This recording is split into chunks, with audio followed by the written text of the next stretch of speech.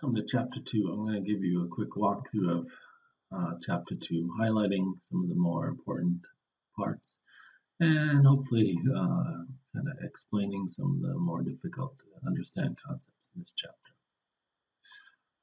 This is the first chapter where we really get into software design rather than just talking about the Scrum methodology. So the first thing we talk about is dependencies and issues with dependencies. So anytime one part of a software depends on another part of the software, we talk about a dependency here, and we have to talk about a client and a service. This is often in other areas you'll hear a client and a server, but in software this is a service that we're looking at. And so we're going to look at a simple example here in a little bit. Well, we'll do this example here, and we'll just walk through this, and then we'll talk about in the assignment creating some other simple examples of this sort of work. So the textbook walks you through creating a console application here in Visual Studio. So let's walk through this. We'll create this simple console application and do that. So I'm just going to run Visual Studio, do a new console application. And your textbook just calls it simple dependencies, so we'll do that. This lets us see a little bit about how dynamic link libraries work and how you can use external references to dynamic link libraries and then create classes and objects and put them in your own dynamic link libraries. So I'm going to create this application. It's called Simple Dependencies. We'll create it. I think I already have an application called that from a test. So we'll call it Simple Dependencies too. So I'm going to look out into the project folder and just see what's being created out there to start with. Let's just do a little bit of more coding here. So inside our main program, I'm just going to put in a little set of code that reads a character console.read key, and this will just keep the console window open for a sec. Now I can run this. This will build the executable and then run it. And then we're going to go out and look and see what's set up and then add some stuff to this simple project. Okay, so now my console window is up and it's just waiting for me to press any key, and then when I do, it'll go away.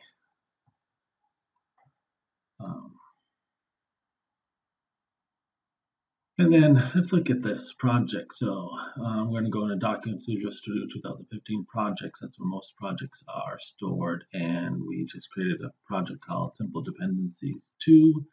I'm going to look inside that folder. And there's a bin folder here. That's where the executable should be stored. Now, there's usually a debug or release mode. I'm currently in debug mode, and that's the standard mode until you get later on and releasing code. So it creates a debug folder here. And here's my simple dependency exe, and then a couple related files tied to that.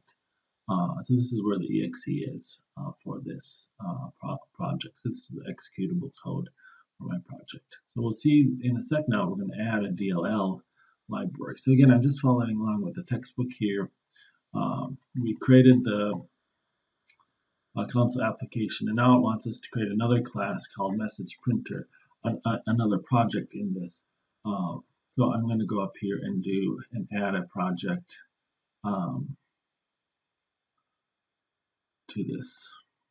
But rather than just adding like a console application, I'm going to make this a class library. And a class library is just a place where you could put lots of class definitions for objects, and then you can call them from other parts of your code. So I'm just going to create a class library called message print, and I have a default class here.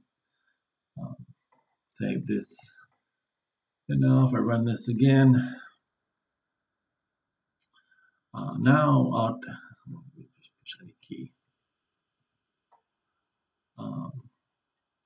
out here, if I look in the bin folder again in the debug area, I'll now see it hasn't built a DLL. Let me do that real quick. So the reason why I didn't compile the DLL is that we haven't set up a reference. So we want to make sure we tell the software that our one project, Simple Dependencies, is going to use or refer to this other project message printer. So we're going to go in and create a reference to that. So again, in Visual Studio, here's my Simple Dependencies.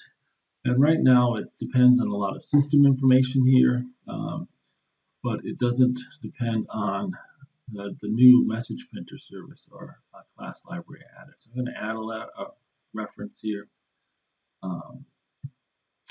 And again, there are assemblies and projects, shared projects. I'm just going to go into projects. Here's my message printer. I'm going to click on that and say OK.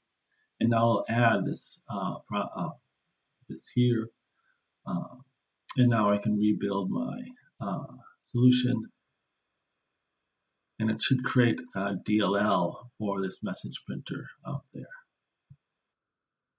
So if I look out in that project folder, now there's still the exe here, but it's added this message printer DLL. DLL is dynamic link library. This is a library of code that can be pulled in and used here. So this is showing how to set up a DLL and refer to this. So again, you can see we've created that reference here. In the bin directory, we'll see the simple dependency exe and the message printer DLL file now. And we're going to look and run this code and see if it actually loads up the information. So we're going to hit a breakpoint. So I'm going to go back into here. I'm going to right click on the other side of this console read line. Oops. Try that again. There, I've got a breakpoint here on console read line. So when it runs through this code now, it'll stop and put me in debugging mode at that time. Now I can run this and see what's running at that time. So I'm going to run this. It'll bring up my console, and then it'll stop here, and I'm in breakpoint mode.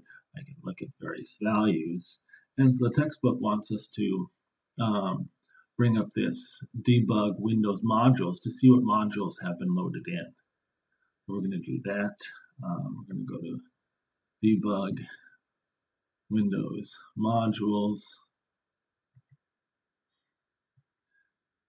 Now, by default, the system and core modules are loaded in, even if you're not going to use them, as long as you're saying using.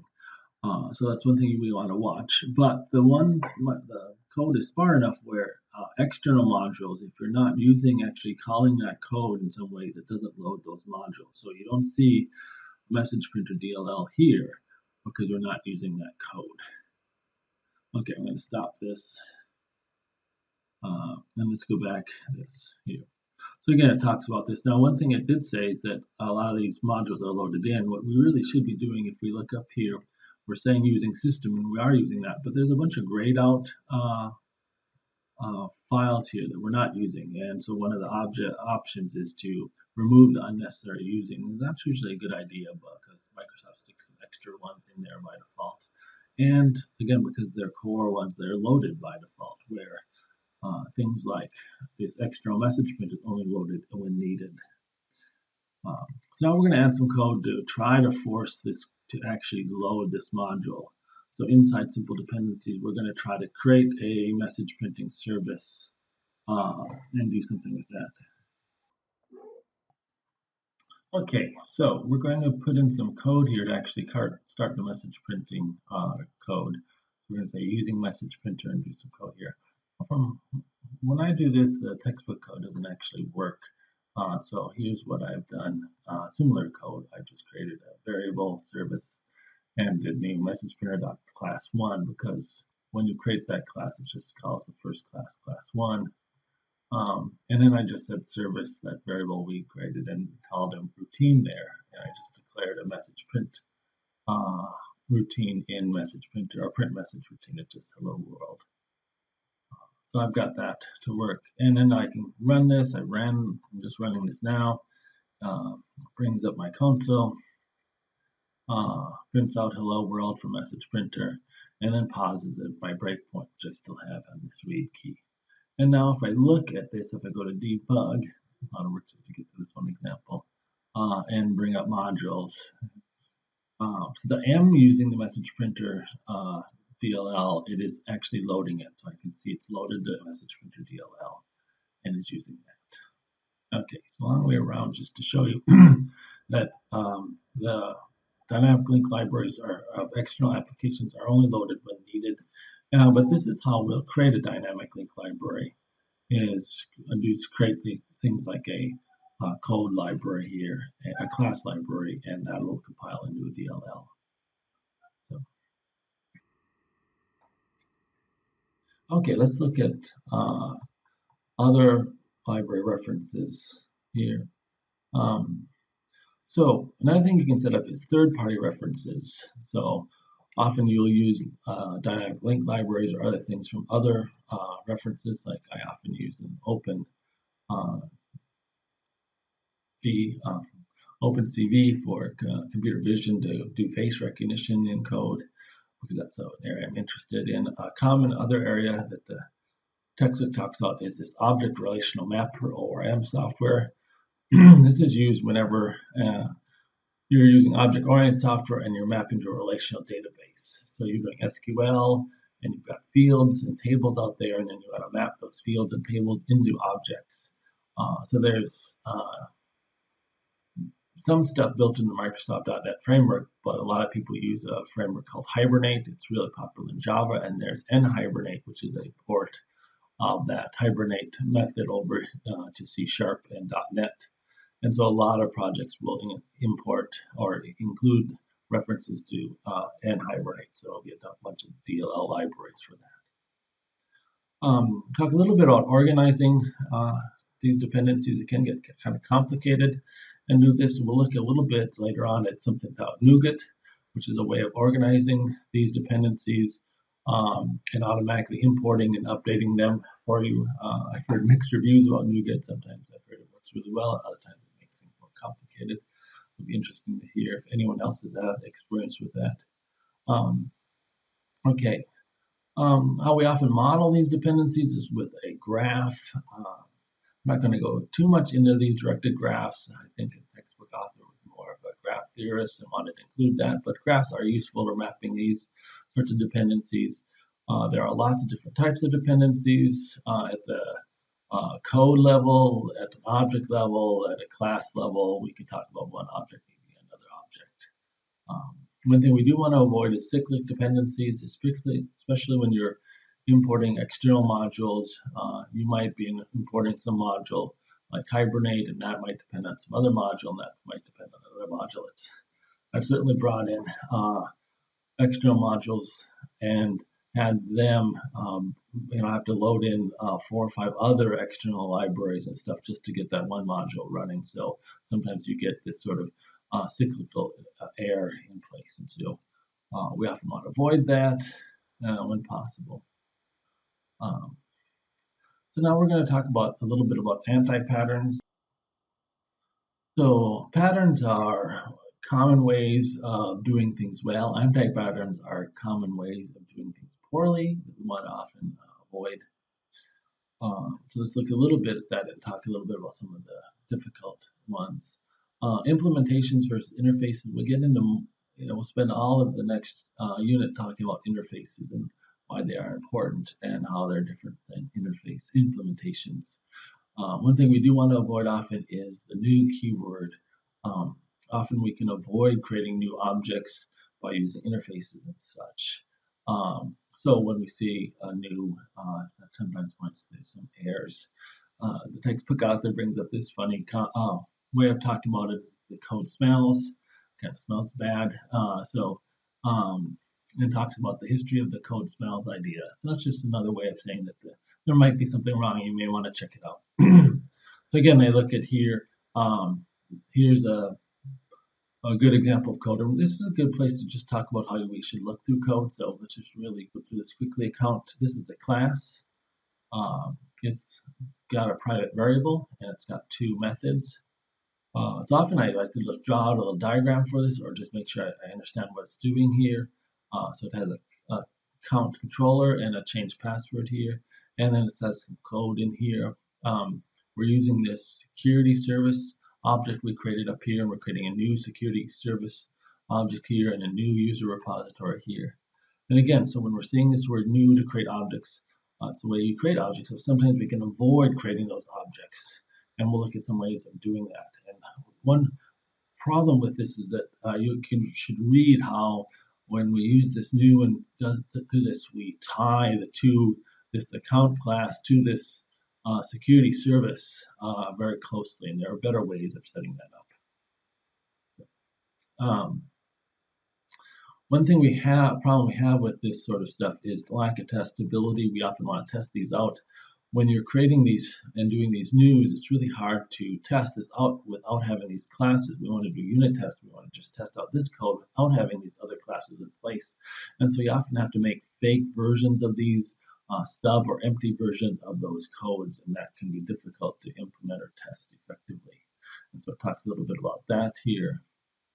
And then we go into some alternatives, object construction, and we'll talk about interfaces. We'll do a whole chapter next time, working with interfaces and doing work with that, and how to set up things with interfaces. So read through this, it'll show you that. Now another problem is the entourage pattern, anti-pattern. This is what I mentioned before, is when we include one service or one external dynamic link library, and that requires us to bring in a whole bunch of other libraries and stuff like that. So we have to watch that and read through. This is another way of simplifying this in different ways. Talk about some ways of resolving dependencies with assemblies here. I'm going to not cover that too much so that we can get on to the other stuff down here. Services. So we'll be looking at some services. In fact, we'll be doing a service in our example today. So this is where we're going to create a link that's not a direct call, but uses the web interface to connect up to another service in different ways. And so we'll talk about that, and we'll be creating a service, or actually, we'll look at actually using an external service and using JSON and the web. It's pretty light protocol. It requires HTTP, which most of the environments have built into it. So again, we'll go through this as part of the assignment stuff and talk also about service discovery and RESTful service. That's kind of services we'll be doing. So read through these examples. They're good for us to work on. So this does talk a little bit about Nougat and managing dependencies with Nougat and handling those in different ways. We're not going to get too much into Nougat, but you can kind of look at this. Whenever I think of Nougat, I always think of a Snickers bar, and inside of Snickers is the Nougat that kind of holds everything together for that. So,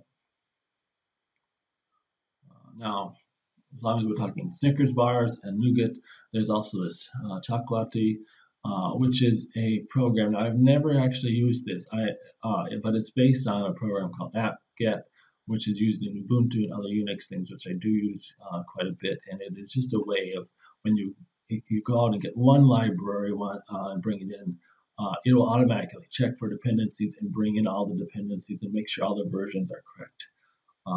I've spent half a day sometimes trying to get any, when we don't have a system like this in place, grabbing a library and having to get all the other libraries of the right versions and version dependencies, and you often then run into problems where one project you have on your computer requires one version of a DLL, and another project you have requires a different version of the DLL, and there's conflicts, and you have to work with